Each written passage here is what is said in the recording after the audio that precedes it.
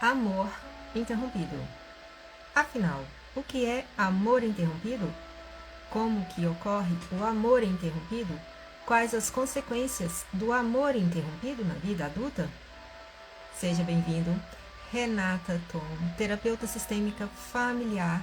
Hoje nós vamos falar um pouquinho sobre amor interrompido. Onde nasce, onde nasceu, como que se instalou, qual aí o pano de fundo por trás de amor interrompido. Bert Hellick chamava esse processo de amor interrompido. Para ele, quando não fazemos a reconexão com os nossos pais, podemos seguir repetindo essa mesma experiência de amor interrompido nos demais relacionamentos na vida adulta. Começamos uma relação afetiva e antes que o vínculo se estabeleça, ele se rompe. Porque no amor interrompido, você perde o poder de vinculação.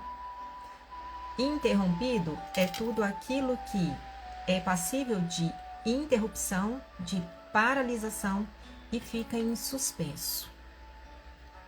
Tudo que é interrompido. Amor interrompido, então, é um movimento em direção ao amor que eu não correspondi, que eu não fui capaz de tê-lo correspondido. Ele faltou, ele não chegou, ou eu não fui capaz de tomar esse amor. Vamos entender um pouquinho como que está essa dinâmica, como que se instala essa dinâmica na vida, porque sim, muitas pessoas infelizmente estão vivendo demandas e situações hoje na vida adulta, frutos desse amor interrompido. Como assim, Renata? Imagine então que a vida é um fluxo de amor.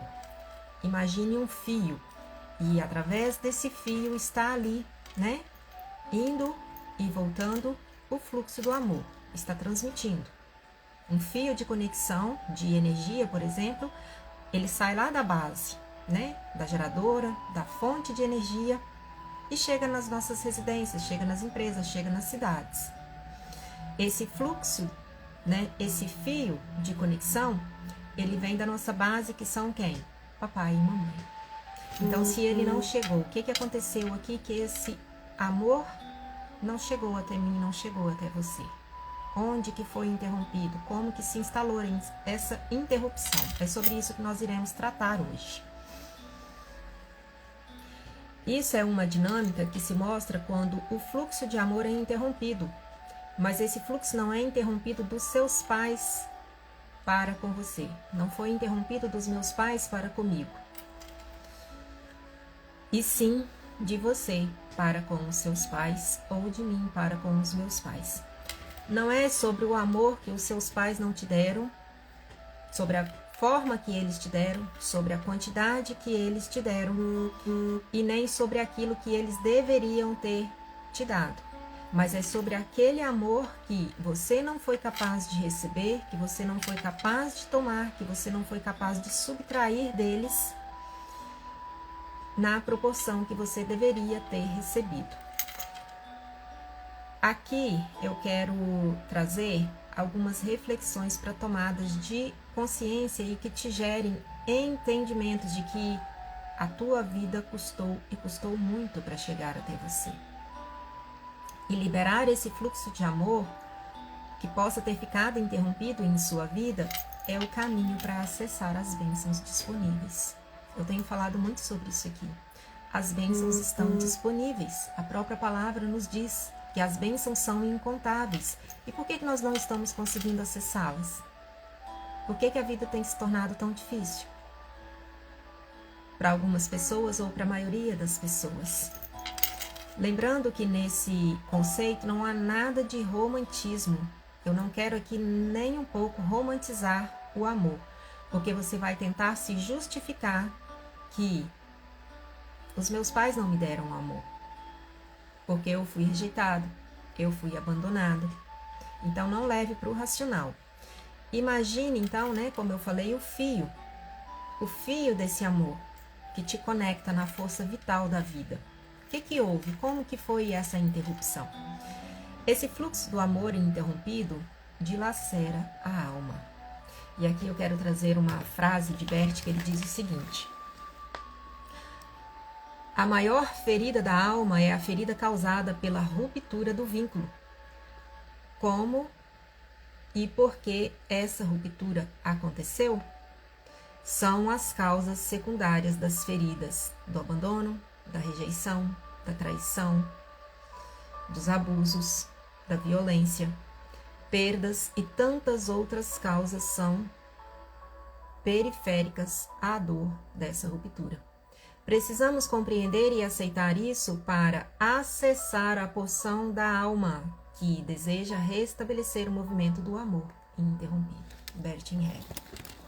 É o que eu tenho falado muito aqui. Se você não for lá e acessar e abrir as gavetas para entrar em contato, né, com essas dores, você não vai conseguir de fato entender aonde esse fluxo foi interrompido.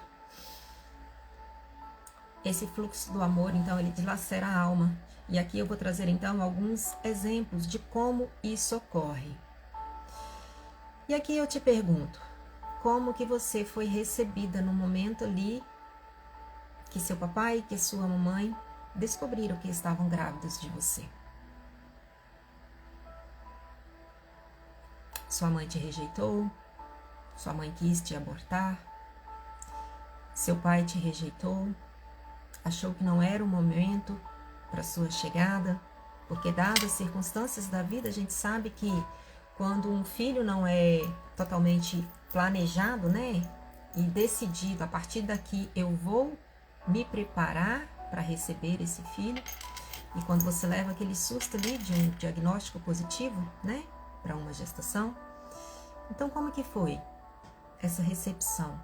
Como que seus pais receberam essa notícia? Eles se alegraram? Eles se entristeceram?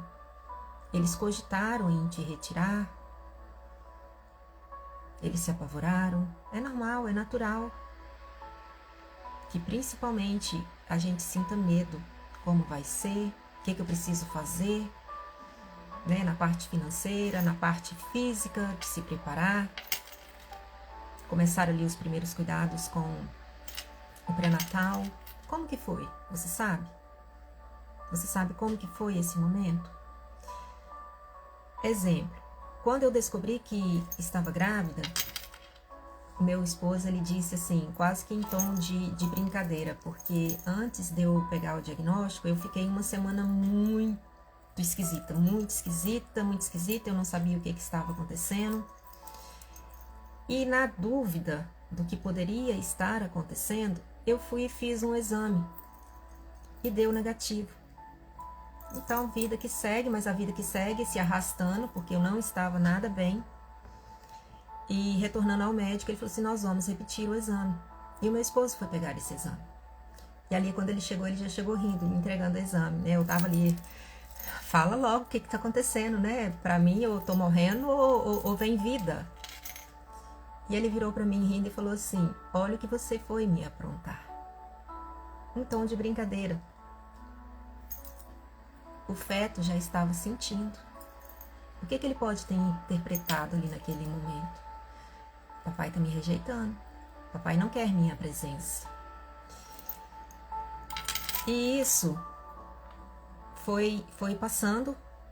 Ele não fez isso por maldade, mas sim porque tinha uma enorme preocupação comigo, porque dadas as circunstâncias das quais eu vivia, né, naquele momento, com a saúde muito frágil, e ele sempre me dizia, se eu tiver que escolher entre você e ter mais um filho, que venha te pôr em risco, a tua vida em risco, eu escolho você. Então, indiretamente, possa vir, né, possa ter visto inconscientemente algum pensamento, né? Ah, mas você já tem 2, eu não tenho nenhum, então é arrogância da sua parte não querer mais um. Não, ele sim se preocupava muito, muito comigo, com a minha saúde, com o meu estado. Depois ele disse, né, quando passou ali aquele primeiro momento, ele virou para mim e me disse o seguinte, a responsabilidade de trazer esse filho ao mundo é tua. Então ali o que pode ter ficado, né? Não para mim, mas para esse feto, porque a própria ciência já diz que tudo, né, que a mãe ou o pai sente ou falam, reverbera. E a criança já vai ali desde da gestação, desde do início, vivenciando e captando, né? Captando todos esses sinais do externo. E o que ele pode ter registrado? Eu não pertenço ao papai, e somente a mamãe. Somente a mamãe é responsável por mim. E o que aconteceu? O que aconteceu que quando João Lucas nasceu, João Lucas tinha uma simbiose muito profunda comigo e uma rejeição ao pai. No início, assim, foi bem tumultuado. Denilson, por várias vezes, ele virava para mim e falava assim: eu não sei o que acontece com esse menino parece que não gosta de mim. E aí as coisas, assim, a gente vai passando ali no meio daquele tumulto, no meio daquela turbulência toda de adaptação, né? E fases, né? A fase da amamentação, a fase do nascimento, a fase da introdução alimentar, a fase dos primeiros cuidados, tudo isso são fases que a gente vai vivenciando. E a gente não entendia de onde isso estava vindo. E aqui é a segunda pergunta que eu quero te fazer. Como foi o seu nascimento? Você nasceu de um parto normal, onde você, pela própria, né, fisiologia, entendeu que era o seu momento e você lhe deu os primeiros sinais, a parte física da mamãe, que entrou em contrações, que entrou em trabalho de parto, ou seja, a sua decisão de querer nascer, ou você foi retirado com uma cesárea marcada? Tudo isso também influencia. E no momento ali do nascimento, você nasceu e foi para os braços da mamãe para viver ali as primeiras horas douradas, né? A hora dourada é aquele primeiro momento ali em que o bebê já nasce e vai para os braços da mamãe para ter ali aquele primeiro contato. Como que foi?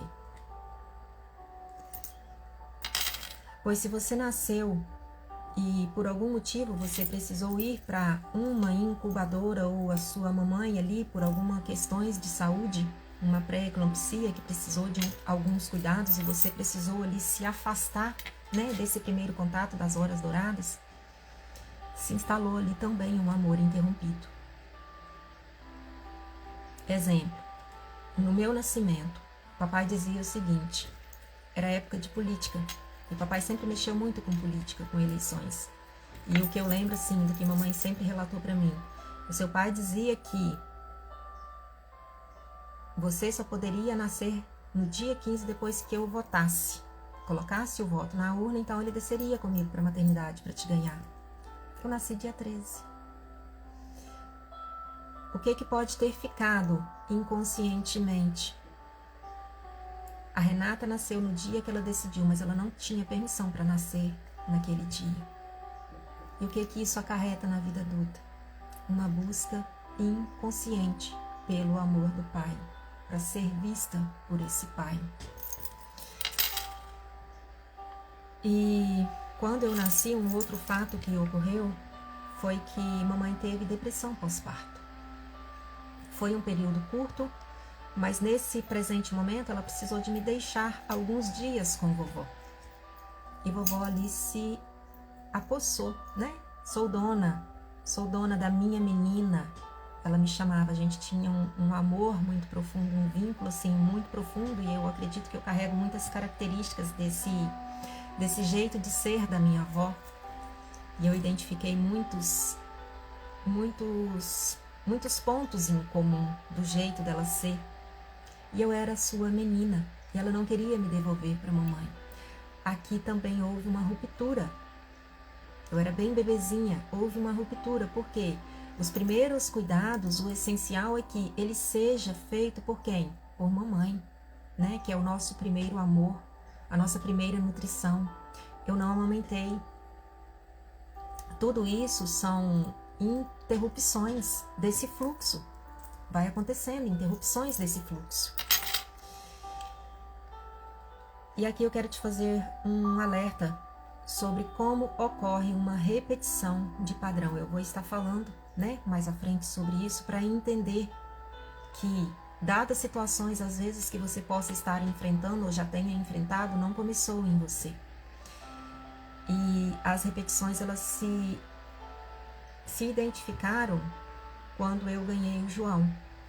A data das ultrações, desde a primeira, né, ultrassonografia, marcavam 12/9, desde a primeira ultrassom. A minha data pré-definida era essa. João nasceu dia 9. Antecipou. Foi de uma cesárea, mas foi dia 9. Um outro fato, eu também vivenciei depressão pós-parto. Foi um momento muito delicado, foi um momento de fragilidade, foi um momento de vulnerabilidades muito delicado que eu passei na vida nesse momento. Mas pelas misericórdias e pela fé que me sustentou, eu, graças a Deus, não precisei de abdicar. Só teve um pequeno momento assim que eu saí naquele calor da dor, eu saí para ir ao médico, e quando eu cheguei no médico, me deu uma agonia tão grande, que eu falei para o Denilson, vai buscar o meu filho. E ele voltou em casa para pegar o João. Mas o que pode ter ficado por esses pequenos segundos ali desse afastamento? Mamãe me abandonou. Houve uma ruptura desse fluxo de amor.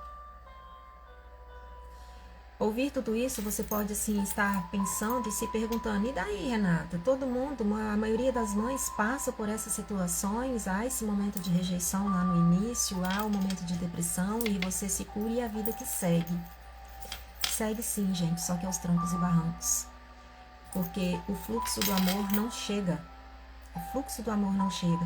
Então você está me dizendo que quem vive o amor interrompido não ama? Não, não é que ele não ama, mas ele não é capaz de receber do outro e também não é capaz de se entregar com completude, porque houve essa ruptura. Então a alma ali, o primeiro start que ela dá, eu não sei receber, como também eu não posso entregar, porque vai haver a ruptura novamente.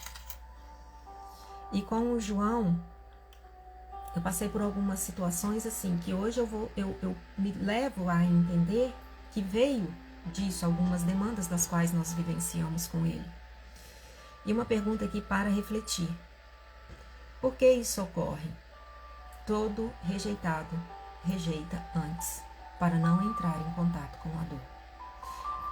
E nós nos tornamos obcecados por aquele ou aquela que nos negam amor. E aqui eu quero deixar duas perguntas para você refletir diante disso tudo aqui, que te leve aí a, de repente, identificar qual o amor que você mais procurou e o que você mais procura na vida.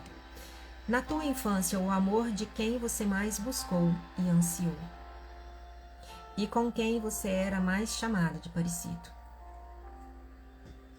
O que eu mais ouvia, você é idêntico ao seu pai, nas características, nas qualidades, no jeito de ser. Ouvi isso muitas vezes. Nossa, você é igualzinho ao seu pai. Ou de repente você pode ouvir, nossa, você é igualzinho à sua mãe. Ontem mesmo eu estava num evento e a menininha fez uma situação lá e a mãe virou e falou o seguinte: ela é muito acanhada, eu não sei a quem ela puxou, só pode ser ao pai, porque eu não sou acanhada. Então por aí a gente já vê que já vai, né, moldando as crianças. Porque na infância não buscamos pelo amor do papai e da mamãe, mas nós nos tornamos na fase adulta quem aquela pessoa gostaria que fôssemos, para então sermos aceitos e vistos e nos sentir pertencentes àquela pessoa. Há muitas profissões aqui, por exemplo, que as pessoas se formam e não conseguem exercer ou não sentem prazer e aquele gozo de amor, né, em estarem exercendo aquela profissão. Por quê? Foram levados a se formarem em uma profissão da qual os pais gostariam e não a que ela de fato queria, mas fez o quê? Para ser visto, para ser aceito, porque de repente ali já vivenciou algumas rupturas, né, desse amor interrompido lá na infância. E consequências na vida adulta. Uma delas, você tem dificuldade de crescer. Você vive uma eterna criança birrenta, mimada, vitimista, arrogante e sem autorresponsabilidade.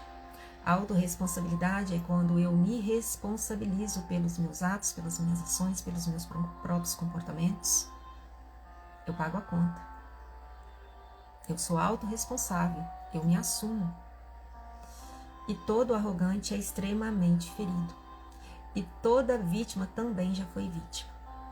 Mas o ponto em comum aqui do arrogante e da vítima é que eles querem ter razão. Pois é. Um exemplo claro disso aqui, de uma arrogância, é dentro de uma relação conjugal. Um casal que vive em contendas é arrogância. Por quê? Porque a arrogância é superioridade. Você não assume a parcela de responsabilidade e participação na relação. Você não assume os seus erros e transfere para o outro. Você não assume a sua responsabilidade de fazer certo, de fazer dar certo ou fazer, que deu errado. E você joga a responsabilidade para o outro e se vitimiza. Muitas das vezes você vai para a vitimização. A vítima é arrogante porque ela quer estar certa e ponto. Vítimas não prosperam porque ela vai sempre triangular. Ora ela vai estar como a vítima, Olha o que você fez, eu fiz tudo por você, olha o que eu recebo em troca. Vítima. Ou você vai estar acusando. Olha o que você fez comigo, você não presta. Ou você vai estar, de repente, passando por um processo e de repente você entende e aí você vai para a salvadora. Não, mas agora eu vou mostrar para ele. Vou mostrar como se vive. Então são as triangulações que todo ser humano, quando está aí com as suas feridas, com as suas mazelas internas, está aí vivendo nessa triangulação. Quem quer ter razão não tem mais nada. A razão só quer te convencer de que você está certo. Lembra que eu falei ontem, quem quer ter razão?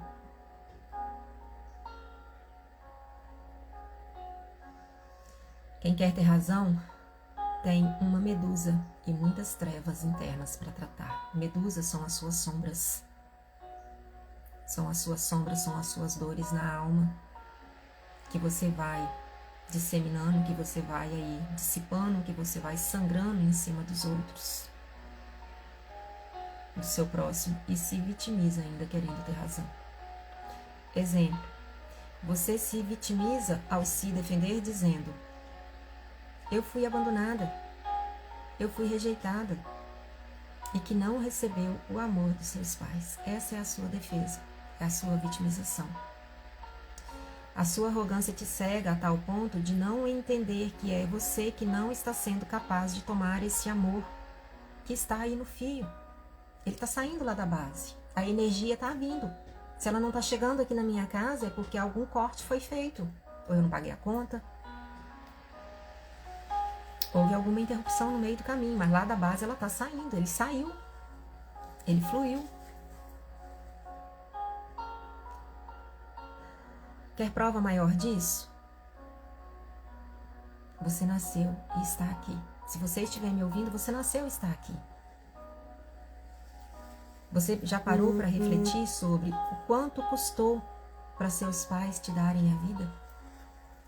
O quanto eles abdicarem, não estou dizendo aqui valor material de te nutrir, de te alimentar, de te vestir, de te educar. Pare e pensa o risco que uma mãe corre ao dizer sim para gestar uma vida, para gerar uma vida. Esse era o temor do meu esposo, dadas as limitações de saúde que eu vivia. Se eu tiver que escolher entre ter um filho, não é porque eu já tenho 2, mas se eu tiver que escolher, eu escolho você. Toda vez que uma mulher diz sim, ela coloca a própria vida em risco. Se você está aqui e tem revolta, comece a olhar com outros olhos o risco que a tua mãe correu, dadas as limitações, dadas as circunstâncias da época. Eu não sei qual a tua idade, mas a gente sabe que antigamente era muito mais risco gerar uma vida. Então você pode me dizer: não fizeram mais do que a obrigação deles. Eu não pedi para nascer? Pois bem, deixa eu só te falar uma coisa. Você não pediu para nascer. Quer uma prova? Você quis nascer. Como assim, Renata, eu quis nascer? Entre milhões de espermatozoides lutando para chegar na frente, você chegou na frente e você está aqui. Quer prova maior disso? De que você quis nascer? Você venceu todos aqueles outros milhões e os deixou para trás. Pois bem, algumas reações, então, que eu vou trazer aqui, das consequências e dos reflexos que esse amor interrompido te traz na vida adulta. Primeiro, você vive à espera, você sempre espera que o outro a procure. Assim também acontece na esfera da profissão e na esfera financeira. Cadê o dinheiro que nunca chega? Cadê a minha profissão que eu nunca consigo? Você sempre está à espera. Em segundo, você dá demais em tudo e para todos. Você é aquela mãezona que resolve tudo para todos. Apareceu um BO, você tá lá, não, eu resolvo, eu dou conta. Para todos e não sabe receber. Quando é a hora de você receber, não preciso não, preciso não. Isso não é humildade, gente. Ser humilde é humildecer, voltar ao tamanho. Na arrogância, você vai para a superioridade querendo dar conta de tudo e não se humildece. Humildade não quer dizer que você não tem, mas é saber reconhecer qual é o teu lugar. Diminuir de tamanho é se colocar no teu lugar. Em terceiro, você se irrita fácil e possui uma irritabilidade em especial com a mãe e projeta essa irritabilidade no parceiro. Pois bem, eu tinha muito atrito com a minha mãe, muito. Se ela estiver aqui me ouvindo, que com certeza ela vai me ouvir. Hoje eu entendo, mãe, a raiz. E não se sinta culpada, não foi culpa sua, mãe. Não foi. Foi o fluxo da vida que nos fez vivenciar e hoje eu louvo e agradeço. O privilégio é a oportunidade de ter tomado essa consciência, de ter gerado esse entendimento em mim. De olhar para as raízes, de olhar onde estavam as minhas fraturas e curá-las. E se hoje eu consigo trazer isso aqui, é porque eu vivenciei. Eu me emociono porque quando a gente não entende, a gente vira um trator na vida. A gente vira um trator na vida querendo ter razão, porque a nossa dor é tão grande, é tão profunda, é tão imensa e a gente quer ter razão e a gente quer impor ao outro a nossa razão. Mas só quando nós entendemos o que de fato está por trás, qual o pano de fundo. Então você pode dizer muitas das vezes que eu nasci assim, eu sou assim. Não, gente, você foi moldado. Nós fomos moldados inconscientemente, porque o consciente nos guia, mas é o inconsciente que nos move. Então tomar consciência dessas situações ocultas cura e libera almas para que o mundo se torne melhor. O que nós temos visto ultimamente, toda essa situação do Rio Grande do Sul, uma cegueira espiritual, pessoas atacando até quem está fazendo, pessoas julgando, e não estou dizendo que não só a relação ao governo, é preciso voltar-se para dentro, aonde está o amor pela dor do outro. Se você não é capaz de fazer, faça uma oração, faça um clamor a Deus, que Deus esteja ali indo de encontro àqueles necessitados, àqueles desabrigados, feridos. E ali agora, nesse caos, é só um momento de fase. E o porvir? Como que vai ficar o emocional? Nós já estamos olhando para as questões de como tratar, de como trabalhar os traumas que estão sendo ali instaurados na vida dessas pessoas, principalmente crianças, idosos, que estão vivendo tudo isso.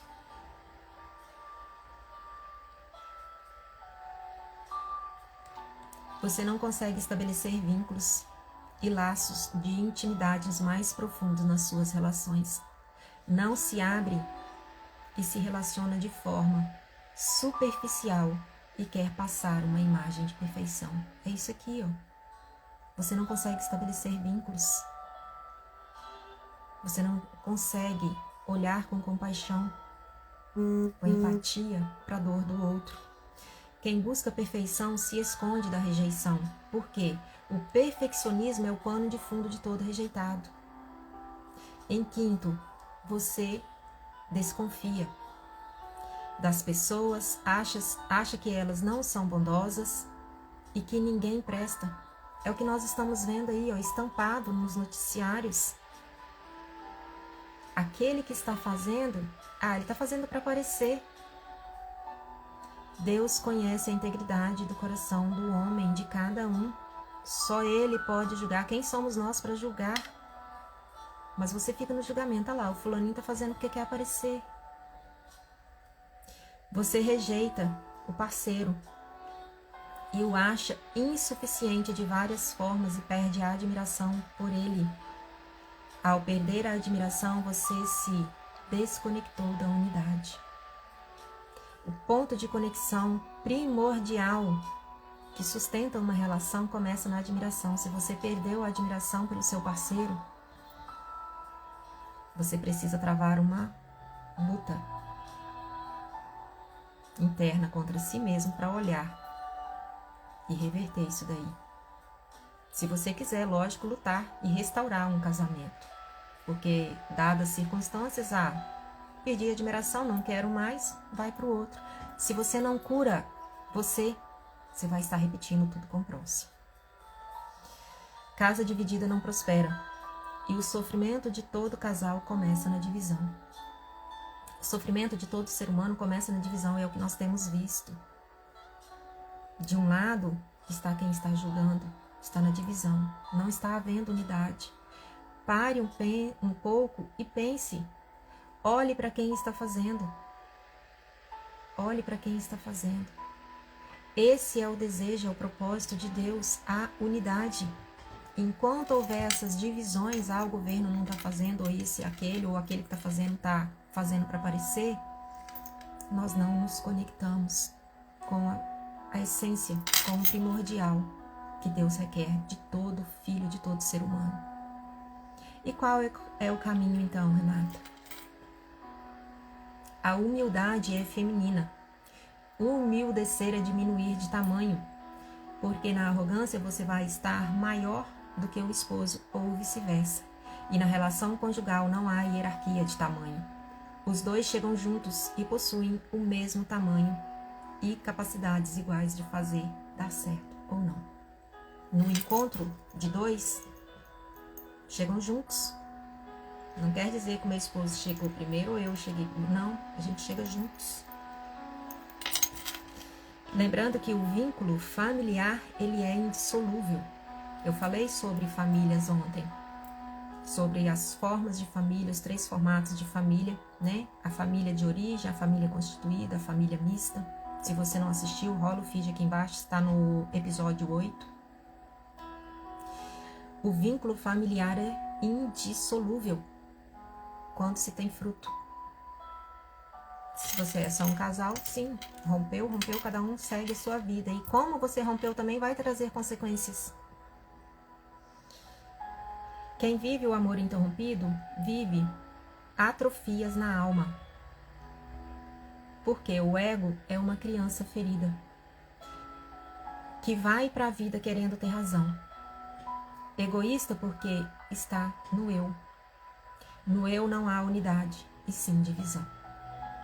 É preciso amar com verdadeiro amor, que o Paulo, nos descreve lá para os coríntios, para que o fluxo de amor volte a fluir e para que nós possamos transbordar. Não é sobre os seus pais voltarem, Eu entrei aqui um pouquinho na situação citando os exemplos, mas sobre a questão do amor interrompido quando ele vem de pai, não é sobre você exigir que os seus pais voltem e se retratem pelo que interrompeu, mas é você quem volta quem dá um passo atrás. Deixa eu olhar isso aqui. Isso foi realmente assim como eu sinto, como eu, coloquei essa visão, essa ideia formada, como que está, programado isso aqui dentro da minha mente? Será que não foi diferente? Olhar além. Eu preciso voltar e olhar além do que aconteceu. É preciso amar com um amor verdadeiro, como Paulo nos ensinou. E a própria palavra nos deixa o seguinte sobre o amor. O amor é sofredor, é benigno. O amor não é invejoso. O amor não trata com leviandade. Não se ensoberbece. Não se porta com indecência. Não busca os seus interesses. Não se irrita. Não suspeita mal. Não folga com a injustiça, mas folga com a verdade. Tudo sofre, tudo crê, tudo espera, tudo suporta. O amor nunca falha, mas havendo profecias serão aniquiladas, havendo línguas cessarão, havendo ciências desaparecerão.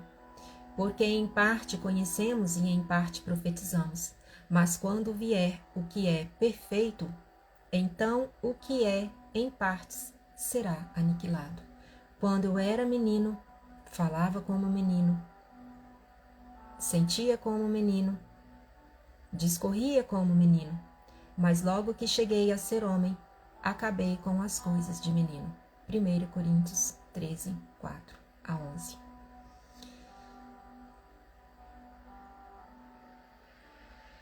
Aqui, o que me veio foi o seguinte: mas não havendo profecias serão aniquilados, havendo línguas cessarão.